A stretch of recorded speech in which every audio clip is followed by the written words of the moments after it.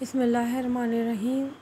رمضان کے 28ویں دن کا ثواب۔ حضرت رسول خدا صلی اللہ علیہ وسلم نے فرمایا، 28ویں دن خداوند عالم تمہارے لیے جنت الخلد میں 1,00,000 نور کے شہر دے گا، ہر جنت میں 1,00,000 چاندی کے محل دے گا، جنت الفردوس میں 1,00,000 شہر اور ہر شہر میں 1,000 کمرے، اور جنت العلا میں 1,00,000 مشک کے ممبر، اور ممبر کے اندر 1,000 گھر زعفران کے ہوں گے، ہر گھر میں 1,000 یاقوت کے تخت ہوں گے، ہر تخت پر ایک بیوی جو کہ حورین ہو کر بیٹھی ہوگی۔ ماہ رمضان کے 28ویں دن کی دعا۔